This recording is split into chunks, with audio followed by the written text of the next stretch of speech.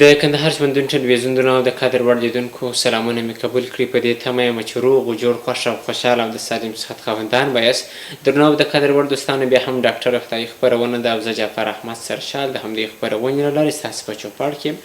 د هر کله په څېر بیا هم په خپرونه کې راسره ډاکټر صاحب محترم شتون لري، کوم چې ډاکټر صاحب محترم حیات الله حبیبي راسره موجود دی، کوم چې د اطفال متخصص دی او ترڅنګ یې استاد هم دی. راځه به د ډاکټر صاحب محترم سره به جوړ په خیر کوو. د هغه څخه وروسته دا چې پر کومه ناروغي باندې بحث و هغه به هم له تاسو سره شریک کړو. ډاکټر صاحب محترم په خیر راسئ. مننه کوم. بسم الله الرحمن الرحیم. السلام علیکم ورحمت الله وبرکاتو. لومړی تاسو ته او ستاسو د تلویزیون لیدونکو او اورېدونکو ته هیلهمند یم چې د صحت جامې په تن وي او خدای دې وکړي چې ټول جوړ روغ خوښ خوشحاله اوسئ. کور به ده. درنو د قدر وړ دوستانو، نن چې موږ بحث کوو په خاص ډول په د اطفالو پر مسایلو باندې بحث کوو. زیات کسان که موږ تاسو ماشومان وینو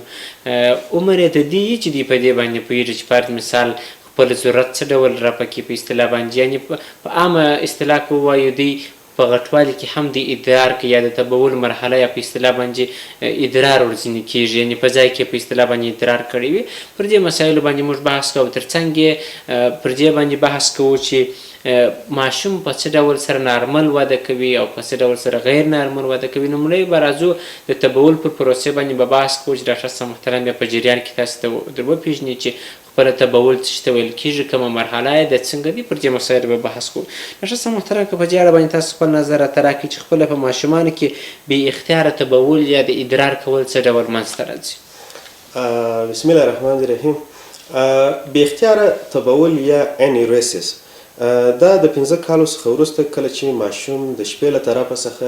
غیر ارادي شکل باندې تبول کوي په واک کې نه، دې ته انیوریسس یا بې اختیاري تبول ورته ویل کېږي. دغه د ادرار نارمل پروسه چې ده ډاکټر صاحب محترم کېدای شي دغه د تبول د لغات سره به دوی نااشنا وي، که لږ توضیح کړو. په عادي اصطلاح کې تبول خو نو چې دی دغه ادرار یا بول کولو ته وایي. نو که چیرې دغه د بول کولو پروسه په د شپې په کټ باندې بې اختیاره بې واکه د کوچني څخه دغه ادرار کېږي، دغه ته موږ په انګلیسي کې یو اصطلاح لرو انیوریسس ورته وایي. او انیوریسس تقریبا تر دغه 15 کلنیو پورې چې د هغه وخته پورې ماشومان ټوایلټ ټریننګ یا د تشناب هغه مهارتونه زده کوي، تر هغه وخته پورې زیاتره وخت بې اختیاره داسې په چوټه کې ادرار کېږي، د شپې په خوب کې کېږي، هغه نارمل وي.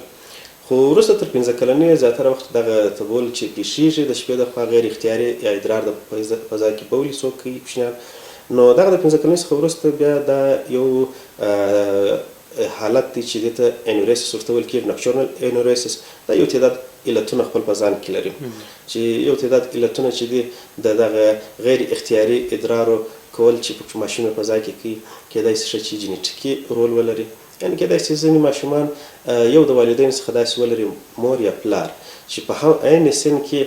دا مشکلات لرله. نو داسې دا ثابتېږي چې یعنې یو تعداد داسې جینونه شته چې د والدینو څخه اولاد ته انتقال شوي وي او په اولاد کې دغه د انیوریسس مرضیه پېښه کړې وي یا د شپې په ځای کې بې واکه بولي کول پکې کې رامنځته شوي وي. د دې بر علاوه ځینې نور فکټورونه او ځینې لاملونه شته چې هغه نارمل د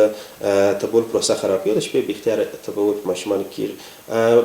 ډېره زیاته چې دي په ماشومانو کې چې پیښیږي هغه زیاتره وخت فیزیولوژیک وي، مطلب کوم داسې عامل یا داسې نه دی چې هغه د یو داسې خطرناک یا تعطیلونکي مرض په بیس کې پېښ شوی وي. مثال لکه د ځینې ماشومانو د زیات اوبو څښلو عادتونه. ځینې ماشومان داسې ښه چې د اوبو څښل یې ډېر خوښېږي، کله کله چې ډېر اوبه څښي نو بس په ډېرو اوبو څښلو باندې عادت شي. نو کله کله چې دوی د شپې د خوب مخکې په دغه وخت کې اوبه، چای یا ځینې وخت ځینې داسې مواد استفاده کوي چې هغه په ځان کیفین ولري، لکه کافي، چاکلیټ. هغه هم دغه د تبول پروسه رامنځته کوي او ماشومانو کې زیاتره وخت بې اختیاره د شپې تبول کېږي. او د دې بر علاوه په ماشومانو کې د ځینې هورمونونو بې نظمي هم د تبول پروسه خرابوي یا د شپې بې اختیاره تبول رامنځته کوي. چې په هورمونونو کې ډېر مهم هورمون انټي ډایورټیک هورمون یا ایډیچ هورمون ورته وایي، زموږ د نخامي غدې څخه افرازېږي. دا هورمون د پښتورګو د لارې زموږ ادرار کموي، یعنې د ضرورت وړ اوبه جذبوي بېرته وینې ته. نو کله چې په یو تعداد ماشومانو کې کېدای شي په فیزیولوژیک شکل یا ځینې کسانو کې کېدای شي د مرض له وجې. فیزیولوژیک دا معنا چې معنا خطر نه وي، یعنې دا داسې یو نارمل شکل باندې کېدای شي په دې کې دا شی پېښ شوی، او پیتولوژیک دا معنا لري چې د یو مرض په تعقیب باندې دا شی پېښ شوی. نو زیاتره وخت فیزیولوژیک وي چې دغه ډیچ کم شوي وروسته بیا دا کوچنیان چې غټېږي بېرته هغه ډیچ لیول عادي حالت ته راځي او دا پروسه ورو کېږي. او ځینې وختونه کېدای شي چې دغه کوچنیان د پیتولوژي په بیس کې مثلا پیچوټري ګلینډ یا نخامه غده د ټومورونو له وجې یا د سر د ضربې له وجې یا د ملا د ضربې له وجې کېدای شي پېښ شي. نو دغه ډیچ هورمون کمبود هم په ماشومانو کې د شپې لخوا د مشکل پېښ شي او دا مرض رامنځته کېږي. او ډاکټر صاحب محترم که په دې اړه باندې هم راته ووایاست چې د تبولو مرحله یا د ادرار کولو مرحله یا د بولو مرحله په کوم وخت کې ډېر د ژوند تهدیدونکې ده، که په دې اړه باندې هم راته ووایاست. د ژوند تهدیدونکې هغه وخت کېدای شي چې تبول ډېر زیات شي، نه یوازې د شپې زیات شي، د ورځې د خوا هم بې اختیار ادرار کېږي او ادرار کنټرول یې بیخي د لاسه وتلی وي. دا ماشومان زیاتره وخت د وجود مایعات دونه کمیږي چې ناروغان زیاتره خو ډیهایډریشن ته بیا یو په تعقیب باندې کېدای شي ناروغ شاک ته ولاړ شي او ناروغ بې سده شوی یو ځای پروت وي. نو که چیرې څوک والدینو څخه یا د فامیل غړي ورته نږدې کېدای شي چې کومک ورسره وکړي د یو ځای ورسوي سیروم شي ورته چالان شي. او که چیرې دا شی نه موجود نو هغه وختونه کېدای شي چې بیخي ناروغ دغه د اوبو مایعاتو ډېر زیات څخه ناروغ بیخي اول سر کې د سترګو ننوتلو، د بدن کمزوري، سرچرخي، د سترګو توره شپه او وروسته کرا هغه دی چې ناروغ بیخي هغه نهایت سړیږي، پلس کمزوري کېږي، زړه ضربان درزا زیاتېږي. نو دا هغه حالتونه دي چې موږ په دې پوهېږو چې والا دغه ناروغ چې دی اوس ژوند تهدیدونکي مشکلات پکې پېښ شوي دي چې کله ناروغ سرچرخي ورته پېښ شي، بې اختیاره ولوېږي، بدن یې یخ پخ شي، یا پلز یې کمزوري کېږي، یا زړه ضربان یې زیاتېږي، او یا دا کوچنیان چې دي ځینې وخت کېدای شي اختلاجات پکې رامنځته شي، عصبي حملې دا شي پکې پېښ شي نادر وختونو کې. نو دغه حالتونه چې دي دا ژوند تهدیدونکي دي. په دغه حالاتو کې باید ژر تر ژره د کیر ټیکر یا د هغه کس چې مثلا د ماشوم خیال ساتي کار څوک په کور کې هغه باید ژر تر ژره تر یو روغتیایي مرکز پورې ورسوي. په روغتیایي مرکز کې دغسې ناروغانو ته بس هغه سره کوم چې لازمي دي سټیپ وایز تداوي ورته کېږي، مایعات ورته ورکول کېږي، مطلب نور هغه شیان الکترولایټونه چې په وجود کې کم شوي دي دغه زیات تبول څخه هغه ورته ورکول کېږي، ناروغ سټیبل کېږي. او که چیرې دغسې حالت موږ دغسې صرف نظر وګرځو دغه حالتونه کېدای شي مرګونه تمام شي. خو دا خوشبختانه دغه کیسه چې مثلا د غیر اختیاري تبول څخه یو څوک شاک ته ځي یا تر مرګه رسېږي دا په ډېر لږ فیصدي واقعاتو کېږي. داسې یو حالت چې داسې مرضي پېښولی شي SAIDH ورته وایي Syndrome of Inappropriate IDH Secretion. په داسې حالتونو کې دغه هورمون بیخي مطلق چې دی هغه نه افرازېږي. البته diabetes insipidus په نامه سره دی Syndrome of Inappropriate IDH Secretion چې دی په هغه کې زیات افرازېږي. نو دغه ډایبټیس انسپایرس دی چې په دې حالت کې بې مزه شکر هم ورته وایي، مطلب د شکر علایم نه لري ناروغ خو یوازې ادرار یې ډېر. نو دا دغه حالت نو ډېر لږ پېښېږي، نو ځکه خطر موږ په دې خاطر وایو چې مثلا خوشبختانه خبره مو یاده کړو. او ډاکټر صاحب محترم که چیرې د تشخیص اړوند راسو، که چیرې پر مثال یو مریض دغه ستونزه ولري کوم تشخیصیه کړنې باید ورسره وشي تر څو هغه مرض یې ښه تشخیص او څرګنده شي؟ تشخیصیه کړنې اول خو د کور څخه شروع کېږي. په کور کې اول چې مور پلار په دې پوه نه شي چې ماشوم په دغه مرض اخته دی نو هغه دغه د روغتون ته د وړلو درک نور ته پیدا کېږي. نو مور پلار باید په دې پوه شي چې دا زما د ماشوم ادرار اوس ډېر شوي دي د پخوا په نسبت. مثلا اول سر چې پیدا سو ادرار یې څونه دي، زما په تېرو کوچنیانو کې ماشوم څونه وخت ادرار کوله، څو وارې د ورځې چوټه لندوله، او اوس دا کوچنی څونه ادرار کوي چوټه لندوي. او یا اول سره مثلا ادرار یې کم اوس ډېر زیات شوي دي. دغه ځای کې دته فکر پیدا کېږي چې ولې زما د ماشوم ادرار ډېر شوي دي. د دې ځای څخه نو تشخیص را شروع کېږي. بیا نو تر یو تشخیصي مرکز چې ورسول شي په هغه ساحه کې بیا نو یو ډاکټر تصمیم نیسي. خو تشخیصي معایناتونو کې کوشش کېږي چې د اول بیا تاریخچه اخلي، د مور مربوط تاریخچه، د پلار مربوط تاریخچه، په فامیل کې د نورو غړو تاریخچه خپل د ماشوم چې د څه وخت راهیسې را شروع شوی دی په دې رقم باندې مختلف مرضونه دی په ځان ته معلوموای چې کوم مرض په تعقیب کېدای شي دا پروسه پېښ شوې وي. دغه په تعقیب چې مهم معاینات دي هغه د ادرارو عادي معاینات دي چې په دې سره د ادرارو غلظت معلومول، د ادرارو د مختلفو الکترولایټونو په معلومولو سره مختلف اسبابو ته فکر کېږي، بیا دغه تداوي ته ښه په اسانۍ سره رسېدګي کېدلی شي. او یا ځینې وخت دا پوښتنې کول چې د والدینو څخه چې آیا په دغه نږدې وختونو کې چې مثال د ماشوم تبول زیات شوی دی یو نوې دوا خو به یې نه شروع کړي. ځینې وخت یو نوې دوا هم ناروغانو کې د تبول زیاتي هغه زیاتره خو د دوا په قطع کولو سره بېرته عادي حالت ته راګرځي. نو دغه شی ډېر مهم دی چې باید په تشخیص کې دا کړنې ورسره وشي او مرض معلوم شي. د مرض معلومېدل خو اوس نو بیا موږ چې د دې سره خپل بالکل. او ډاکټر صاحب مثلا که په دې اړه باندې هم راته ووایاست چې آیا تر څنګ یې په اصطلاح باندې کورني تدابیر هم ورته اجرا کېږي تر څو هغه دا ستونزه یا کمه کړي یا له منځه یوسي؟ بله د راټ نه مخکې زیاتره دغه مشکلات چې دي په کورني تدابیر باندې د ډېر حده جوړ دي. یعنې ما مخکې ویل چې دغه بې اختیاره تبول زیاتره وخت فیزیولوژیک وي، یعنې داسې ډېر دی چې دغه وړ نه وي. نو په دغه حالتونو کې اول شی چې باید وشي د کور د خاصه تدابیر دي او د ماشوم سره کومک دی چې په دغه کومکي کړنو باندې دغه حالت د ډېر حده پورې اصلاح کېدلی شي. مثال ځینې ساده شیان دي چې مطلب ماشوم ته باید داسې موږ تعلیم ورکړو چې باید د ماشوم د شپې د بېدېدو څخه مخکې باید په دغه اول ساعت کې باید زیات اوبه یا مثال زیات مایعات وانخلي. نو که چیرې په دغسې د خوب د بېدېدو څخه مخکې په دغه اول ساعت کې زیات مایعات استفاده نه کړي نو دغه د ادرارو جوړېدلو او د غیر اختیاري تبول اندازه ډېر راکمیږي. بل شی دا دی چې ماشومانو ته باید روزنه ورکول شي چې د تبول احساس درته پیدا شو بس غږ کوه. ځینې کوچنیان په دې نه دي ټرین او بیریږي ځینې کوچنیان چې د ځینې وخت هغه هم شی دی چې والدینو ماشومان بیرولي چې اوس یا مور یا پلار ته وایي مطلب ادرار راڅخه کېږي. کوچنی د 2-3 کالو کوچنی وي د دې پر ځای چې مور پلار یې تر یو تشناب پورې ورسوي هغه پرتوګ ځینې لرې کړي د دې پر ځای خشک ورته کړي. او چې خشک ورته وکړه 2 وارې که چیرې دغه کوچنی بیا د غیر اختیاري تبول ورته پیښیږي یا ادرار یې نیسي نو دی مور ته د بیرې نسي ویلی پلار ته د بیرې نسي ویلی په دغه وخت کې غیر اختیاري تبول ځینې وشي دغه باره دی خپل عادت ګرځوي. نو باید فامیل دغه کار سره وکړي چې ماشوم ته د ټوایلټ ټرینینګ یا د ادرارو روزنه ورکړي چې څنګه باید تشناب څخه استفاده وکړي چې ادرار ورځ څه باید وکړي مور پلار کې څو خبر کړي دا شی باید وشي. بله خبره دا ده چې ماشومانو ته باید زیات هغه غذایي مواد ورنه کړل شي چې هغه کیفین په ځان کې ولري لکه زیات کافي استعمال په ماشومانو کې د چاکلیټ ډېر خوراک دی چې هغه ځم کیفین په ځان کې لري. چای ډېر استفاده کول که چیرې ځینې کوچنیان ډېر چای څښي ډېر ادرار ځینې کېږي صحیح دی. نو دغه شیان ته په کتلو سره معلومېږي چې یعنې ډېره برخه د عادي علت له وجې دغه مریضي پیښیږي. یعنې مریضي به یې ونه بولو په داسې حالتونو کې که چیرې دغه عادي عادتونه که چیرې پر کته سي نو هغه د ماشوم جوړېدای شي. او بل یو شی شته په دغسې چوټو کې یو رقم سنسر ایښودل کېږي او د دې سره بیا یو الارم بستایي. کله چې د ماشوم مازې دغه چوټه لندوي یا مثلا نیکر لندې ځکه زیاتره د غټ کوچنیان خو نو چوټې نه کوي نیکر سره یې بسته کوي چې باز د نیکر یا رجایي لنده کې سمدستي د الارم غږ وکړي. د الارم چې غږ وکړي د کوچنی یو دم راپورته شي به دې پوس چې ولا باید زه ولاړ سم تشناب ته د ادرار ټینګي کې ولاړ تشناب ته تبول کې یو څو ور چې دغه الارم د تبول په وخت کې ډېر راکښېني وروسته بیا که یو ورځ الارم بیټرۍ خلاصې کړي دی په دغه وخت کې چې ادرار ته پیدا شي یو دم دی خپله راوغورځي ځکه دا عادت شو باله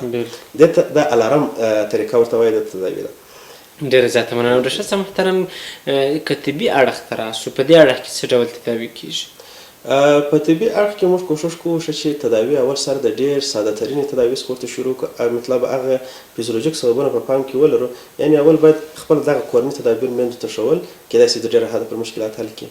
اساسي په دې باندې مریض نسو جوړ وروسته بیا سور سره کوو وروسته داسې دوا باید موږ انتخاب کړو طریقه انتخاب کړو چې هغه ډېره مسؤونه وي مطلب سایډ افیکټس شي ډېر ونه لري لکه مثال ډسموپریسین په نامه باندې نازل سپری راځي.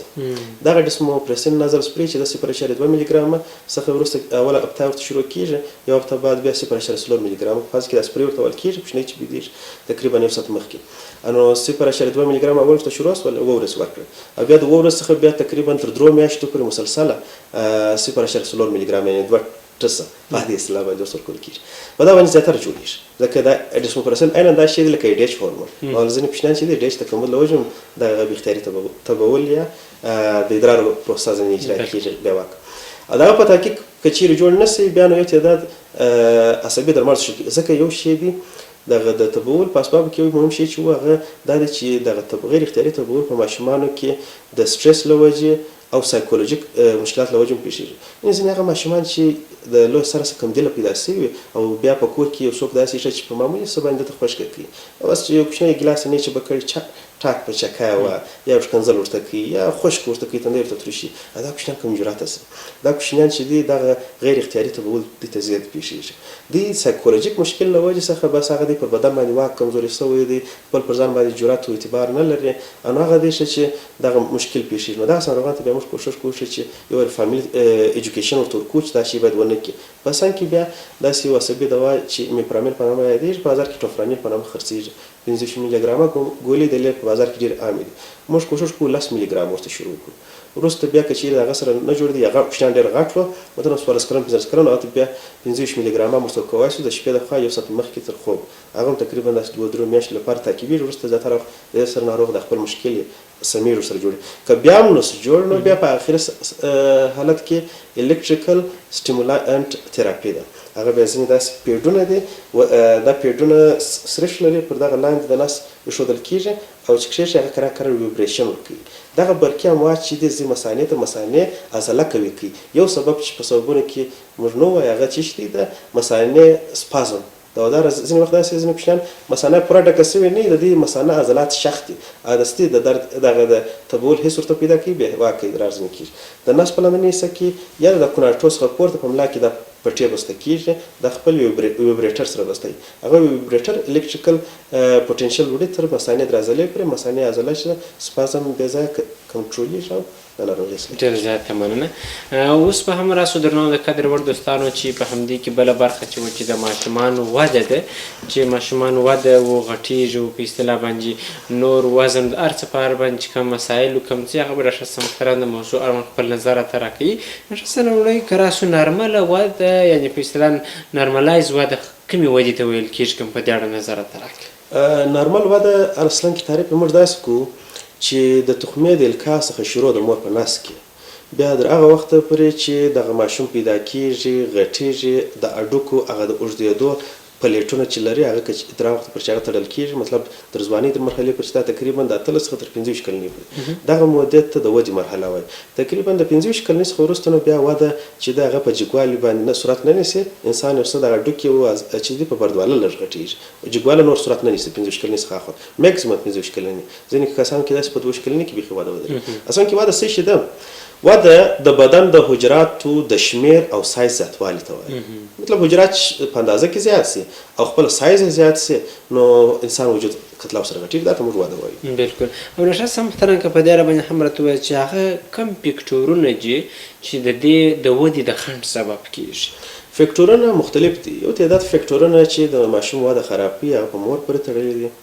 یو تعداد فکټورونه چې وده خرابوي خپله په ماشوم پورې تړلي دي هغه فکټورونه کله چې ماشوم د مور په نس کې دا فکټورونه ماشوم متاثره کوي او یو تعداد په ماشوم پورې تړلي فکټورونه د زیږون څخه وروسته کله چې ماشوم دنیا ته راځي دغه فکټورونه سره کله چې ماشوم مخ کېږي نو بیا دغه ماشوم د ودې د تاخر سره مخ کېږي نو وده یوازې وده نه انکشاف هم ډېر مهم دی انکشاف په د ودې ترمنځ به یو فرق وایي بیا وروسته له خیره دا موضوع ترې دوې خبرې وده دې ته وایي چې د انسان عمومي کتله او سایز غټ سي جګ سي غټ سي دا وده ده او انکشاف یا ډیولپمنټ بیا دې ته وایي چې انسان مختلفو غړي د وظایفو مهارتونه ترلاسه کړي مطلب غړي خپل وظایف پاخه کړي اعصاب چې دي هغه میچور سي یا پاخه سي او خپل د عمر پر اساس باندې دی هغه سکیلز یا مهارتونه چې باید دی ولري هغه دی لاسته راوړي دغه انکشاف نو د ودې سره انکشاف ډېر مهم دی د ودې او انکشاف د دواړو اسباب تقریبا سره ورته دي د مور پر تړلي اسباب چې دي هغه زیاتره د مور جینیټکس دي خپل د مور وده ده اوس مور که چیرې خپل د مور په نس کې مور چې خپل د مور په نس کې وده څنګه وه یا چې کله دا پیدا شوله د دې وده څنګه وه او یا مثلا د امیدوارۍ په وخت کې د دې وزن او څنګه هغه میندې چې مثال ډنګرې وچې کلکې خوراک سم نه مراتي وده کمزوري نو د دې ماشومانو معمولا دغسې کمزوري شي او بل خبر په مور پورې مربوط دا ده چې هغه میندې چې مثال ژر ژر ولادتونه کوي د ولایتونو ترمنځ واټن نه مراعات دي حد اقل باید د دوه ولایتونو ترمنځ 2 کاله څخه تر 3 کاله پورې واټن مراعات شي که چیرې د دوه ولایتونو ترمنځ 3 کاله واټن مراعات شي دغه مور خپل وجود چې دی نوې حاملداري ته آماده کوي نو په دې وخت کې مور دا بدن دا ځان آماده کوي چې هغه د وینې چې مثلا ضایع کېږي هغه بیرته لاسته راوړي کوم غذایي مواد ذخیرې چې زموږ په ویناو پښتورګو دې ځای کې غذایي ذخیرې دي هغه کمې سوي وي هغه بیرته پوره سي او د وجود بیرته په دا 2-3 کالو کې دومې حملداري ته آماده کیږي او دا چې نو کال په کال ماشومان زیږوي هغه زیاتره ماشومان یا ابورشن یا نقصان کیږي او یا چې پیدا هم سي ډېر سوء تغذیې یا پریماچور دا کوچنیان چې پیدا سي نو وزن یې کم دی چې خوراک ورته شروع کړي هم خوراک سم نسي کولی دا مشکلات لري بر علاوه له دې څخه یو تعداد میندې کله چې په ځینې مرضونو اخته کیږي هم ماشومان کم ودې پیدا کیږي یا وروسته وده خنډ سره مخ کیږي په دې انتاناتو کې ټورچ سانتانات ورته وایي ځینې د بکټریا او د وایرسونو یو ډله ده دا کیدای شي چې په مور کې مرض پیښ کړي او دغه میکروبونه چې دي د پلاسنټا د لارې د ورګ د لارې ماشوم ته ځي او په ماشوم کې دغه عمومي وده خرابوي یو تعداد سنډرومونه پیښوي کمخونیانې پیښوي دا مشکلات پیښولی شي خپله د مور د پښتورګو مرضۍ هغه مزمنې د پښتورګو مرضۍ چې بیخي رینل فیلر ته ولاړ شي یا مثلا پښتورګي بیخي کار پرېږدي په عادي اصطلاح باندې دغسې میندې که چیرې اولادونه یې زیږي هم په دې کې دغه اولادونو وده خرابېږي مختل کېږي یا د زړه مرضۍ چې میندې ولري دا هغه فکټورونه دي چې په مور پورې تړلي دي اما وده د ماشوم کمزوری ده د دې څخه وروسته یو تعداد فکټورونه موږ لرو چې هغه فکټورونه په ماشوم پورې تړلي دي ماشوم ځینې وخت د مور په نس کې موجود دی او دغه ماشوم جینیټیکلی دې ته جوړ دی چې وده یې کمزوری ده یا د ماشوم چې کله داسې جوړېږي چې په ماشوم کې هغه د ودې هورمونونو جوړونکي غدې سمې نه جوړېږي صحیح دی او بیا یو تعداد ماشومان چې دی هغه د مور په نس کې مثال دې ته هغه د وینې جریان د کم سوی وي یا مثال پوزیشن خراب وي هلته یو ضربې سره مخ کېږي او دغه زیات تعداد علتونه دي چې د ماشوم وده مختل کولی شي بلکل او ډاکټر صاحب محترم که په دې باندې راته ووایاست چې هغه سببونه څه کېدلی شي اوس خو تاسو د منډې پر مسایلو باندې بحث وکړي چې کېدای شي مور یې خپله په داسې مسایلو سره مخ وي هغه سببونه څه بولي چې کله ماشوم پیدا شي د هغه څخه وروسته د هغه وده مختل کوي او وده نه کوي بلکل په دې فکټورونو کې د ټولو مهمترینه فکټور چې دی هغه د مور په شیدو سره د ماشوم تغذیه ده د مور شیدې ډېرې ګټې لري پر ګټو باندې به ډېر نه غږېږو خو دغه یو خبره به وکړو د مور شیدې هغه پروټینونه هغه شحمیات هغه قندونه او ویټامینز په ځان کې لري چې ماشوم وجود ضرورت ورته لري شپږ میاشتې اولې شپږ میاشتې کوچنی پیدا کېږي د اول شپږ میاشتې باید یوازې او یوازې د مور په شیدو تغذیه شي ځکه د مور شیدې هغه څه لري چې د اول شپږ میاشتې کې ماشوم ضرورت ورته لري که چیرې د مور په شیدو تغذیه شي نو ماشوم ډېر لږ به په دغه د ودې په مرضیو اخته کېږي هغه ماشومان چې د مور په شیدو نه تغذیه کېږي مثال په 2-3 میاشت کې حیواني شیدې ورته شروع کېږي د غوا یا د بوزې شیدې په دغه ماشومانو کې وده ډېر خرابېږي ځکه هغه فکټورونه چې پروټینونه چې په حیواني شیدو کې دي هغه ماشوم سم نسي هضمولی هغه شحمیات او قندونه چې په حیواني شیدو کې دي هغه ماشوم سم نسي هضمولی نو دا مشکل پیښیږي یو شی دا چې د مور په شیدو تغذیه ده دویم شی متممه غذا یا کمپلیمنټري فیډینګ څه ته وایي د شپږو میاشتو وروسته یوازې د مور شیدې د ماشوم هغه ضرورت نسي پوره کولی د شپږو میاشتو وروسته باید ماشوم ته کومکي غذا شروع شي کومکي غذا څخه نرمه اوبلنه غذا مطلب نرمه اوبلنه غذا څخه مثال یو نری کچړی دی داسې نری شوله ده او یا پیریني دي داسې په هفته کې یو شی ورته معرفي کېږي او هغه هفته کې لږ ورکول کېږي کله د کولمې سره عادت کېږي ځینې کسان بیا داسې ورته وارخطا وي د اول سر څه ډېر رقمونه ورته معرفي کړي ماشوم چې د استفراقات پیدا کړي اسهالات پیدا کړي دوی وایي دا ښه نه پر لګېږي بل په ماشوم کې انتانات دي انتاناتو کې د کولمو چینجان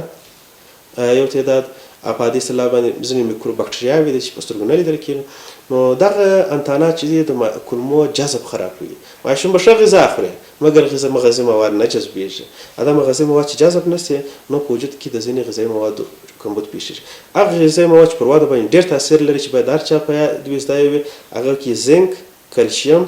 آیرن او ویټامین ډي ویټامین ای پر وده باندې ډېر تاثیر اچي په دې کې یو شی چې آیوډین په ځینې سیمو کې زموږ د افغانستان کمبود لري نو ځکه مشکلات ډېر پیښیږي ځکه آیوډین د تایراید هورمونونو جوړېدو لپاره ډېر مهم دی او تایراید هورمونونه د انسان پر وده باندې ډېر تاثیر کوي په کوچنیانو پر وده باندې نو کوچنیانو ته باید موږ تاسو آیوډین لرونکې مالګه ورته ورکړو په غذا کې دا یو شی دی او بل ماشومانو ته باید موږ کوشش وکړو داسې غذا ورکړو چې پروټین او دغه زنک او سلینیم او دا مواد په ځان کې ولري هغه لکه په هفته کې که چیرې وس ورسېږي د چا یو وارې یا دوه وارې غوښه، لوبیا، هګۍ، شیدې او سبزیجات په دغه نورو وختونو کې چې مثلا سبزیجات بینډۍ، بانجان، کډو دا شیان. دغه غذاوې که چیرې داسې په منظم روټین شکل استفاده کېږي نو د ماشومانو وده به ډېره ښه وي. ځینې فامیلونو کې دا مشکلات شته چې هغه د غربت زیاتره په دغه شی کې او په ودې په مشکلاتو کې یو شی غټ شی چې دی هغه غربت دی. ټوله هفته مثال یو رقم غذا خوري، مطلب ټوله هفته یوازې یا بینډۍ یا ټوله هفته یوازې بانجان، ځکه غذا باید په هفته کې سره بدله شي. نو ټوله هفته کې چې یو رقم غذا روان وي، یو تعداد غذایي مواد چې مثلا مغذي مواد یا ویټامینونه چې په دغه غذا کې نشته دغه څه محرومه کېږي. نو هغه دی چې دغه ماشومان د ودې په تاخر باندې اخته کېږي. او ډاکټر صاحب محترم یوه پوښتنه به دا هم وکړم، تاسو په خپلو خبرو کې لږ څه د ماشومانو د وجود چینجانو ته مو هم اشاره وکړه. که چیرې تاسو په دغه اړه باندې هم معلومات راکړئ، هغه ماشومان چې بطني چینجان ولري په اصطلاح باندې، هغه د دوی پر دغه په شکل کې کم تغیرات یا په اصطلاح باندې کمې نښې نښانې ښکاره کوي، تر څو هغه ماشومان که چیرې دوی وزن یې کم وي، د چینجانو ستونزه ولري، په کورنۍ کې دوی خپله په پوه سي او ډاکټر ته مراجعه وکړي. هغه علایم کوي. بالکل د چینجانو هغه عمومي عام علایم چې یو مور په پوهېږي چې زما ماشوم چینجان لري، نو هغه دا دی اول یو دا ماشومان چې دي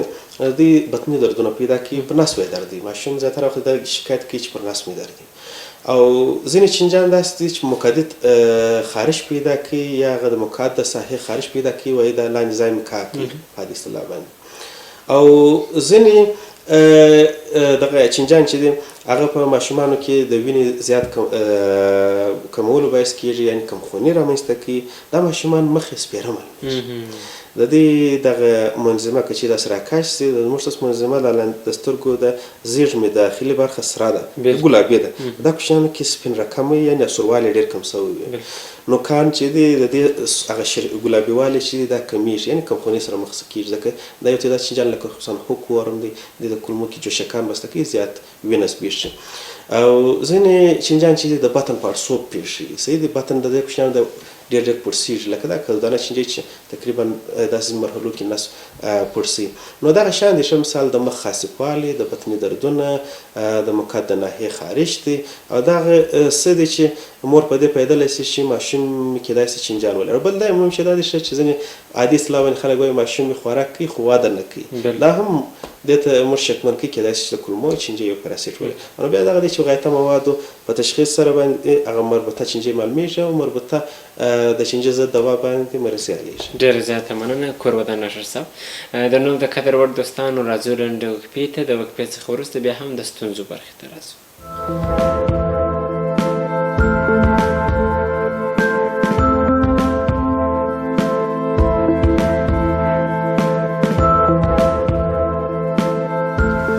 بیا هم په خیر راسي. د نوم د قدر وړ دوستانو ستونزه چې د هغه پر دې باندې بحث کوو، کله چې ځینې کسان روغتونونو ته ځي،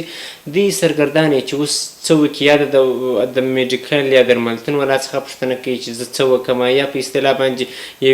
یو اتاق بل اتاق جې ته ځي. نو راځو به د ډاکټر صاحب محترم څخه به د یادې موضوع اړوند پوښتنه وکړو چې دا ستونزه په روغتونونو کې چې تاسو یاست، ځینې پایوازانو دا ستونزو سره مخ کېږي که نه مخ کېږي؟ که مخ کېږي څه باید وکړي؟ لومړی باید چیرې ولاړ شي، بیا باید څه وکړي تر څو دې ته ستونزه پېښه نه شي؟ ډاکټر صاحب محترم تر اوسه پورې دا ستونزو سره مخ شوي یاست چې پایوازان روغتون ته ځي او بیا سرګردان یې چې څه وکړي، چیرې ولاړ شي، کوم ډاکټر ته ورشي؟ روزمره پېښېږي، په ورځ کې 100 وارې پېښېږي، ډېر پېښېږي، خصوصا په دولتي شفاخانو کې.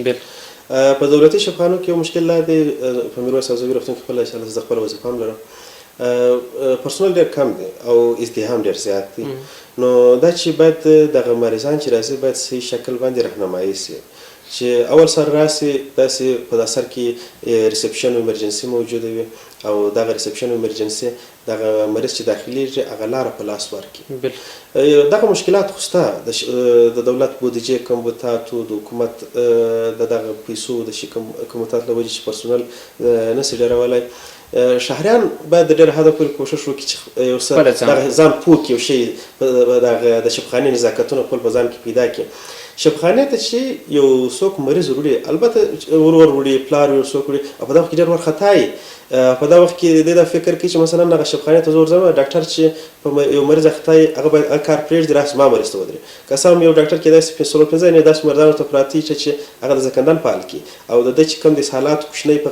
غېږ کې دغه ته دی وایي چې بس اول توجه باید زما کوچني ته وشي. نو دغه شهریان محترمین باید په دغه شبخانې نزاکت باندې ځان پوه کړي چې اول سره راسي د یو کارګر سره یو پر لاره تېرېدونکي نرس یا ډاکټر څخه دې پوښتنه وکړي چې اول مریض مې راوستلی دی کوچنی مریض دی غټ مریض دی زنانه مریض ده د ولادت مشکل دی هر مشکل چې ولري زه به کومې خوا ته ولاړ شم اول چې شي وکړم دغسې وروسته چې شي وکړم هغه بعده چې شي وکړم. زیاتره کېدای شي یو کارګر یا نرس کېدای شي په دا وخت کې تلوارې جواب ورنکړي دوهم یا درېیم حتما جواب ورته ورکوي چې پر دا لارې روان په دا شبخانې په انګړ کې. نو هغه لار وښیي چې اول به ته ځې پارچه به اخلې دی دا د دې پر ځای باندې چې زیاتره کسان چې پارچه واخلي د خدماتو ځای ته ولاړ هلته چې ورسي مطلب په زحمت باندې نوبت ته ورورسېږي نوبت ته چې ورورسېږي هغه ډاکټر ورته وایي چې پارچه راواخله ځکه ته خو موږ مریضان ګورو د پارچې پر حساب یې ګورو او حکومت موږ څخه ارقام غواړي چې څونه پارچې وتلې دي څونه مریضان نو بیا دی چې دا جنګ و جنجال باندې د ډاکټر سره اخته کېږي چې اوس مې بیا استه درغه ځای په قطار کې مې انتظار کړی د ډاکټر راورسېدلم اوس مې بېرته سره ته هغه ځای ته استه یې چې پارچه وکړه داسې وکړه. نو که چیرې موږ تاسو د شبخانې په نزاکتونو باندې پوه سو چې اول راسو چیرې ولاړ سو پارچې واخلو د پارچې په تعقیب باندې اول د خدماتو ځای کم دی که هلته مثلا مشکل مې حل نه سو هغه بیا استي دوهم د خدماتو ځای ته هغه څخه وروسته استي درېیم د خدماتو ځای ته. ځینې وخت داسې شي چې مریض راسي د مثلا د اطفال په واټ کې موږ درې د خدماتو ځایونه لرو یو او پی ډي لرو په دروازه کې د کلینیک په ځای کې چې هلته تقریبا دغسې نسبتا یو څه جوړ مریضان چې هغه چې په ګولۍ دوا باندې جوړېږي بازار په نسخه باندې جوړېږي هغه هلته ځي. هغه مریضان چې عجل وي د هغو لپاره یو نوی عجل واټ جوړ شوی دی نسایي ولایتي په مخامخ باندې په دې ساحه کې دغه د کوچنیانو نوی عجل واټ دی دلته عجل مریضان راځي هغه تدوسیه لویږي هغه خطري مشکلات ورته اصلاح کېږي وروسته هغه په تعقیب چې نو که مریض سټیبل شي بس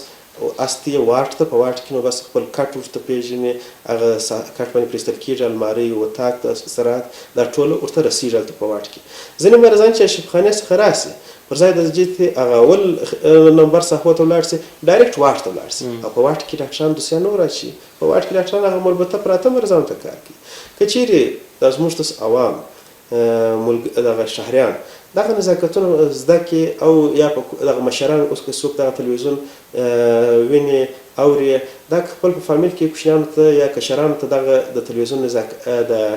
شبخانې ته د ورتګ نزاکتونه زده کړي چې مثلا شبخانې ته ورسي اول باید څه وکړي مطلب سره کم نزاکت باندې باید خبرې وکړي او دغه نزاکتونه که چیرې موږ خپل په ټولنه کې عام کړو انشاءالله د شبخانې ډېر مشکلات حلېږي. زیاتره کسان چې اوس نن سبا په ډاکټرانو باندې بې اعتباره دي روزمره د سوشل میډیا د لارې منفي تبلیغات کوي دغه جنجالونه کوي. یو مشکل یې دا دی چې د ډاکټر و د مریض ترمنځ کمیونیکیشن یا محاوره خرابه ده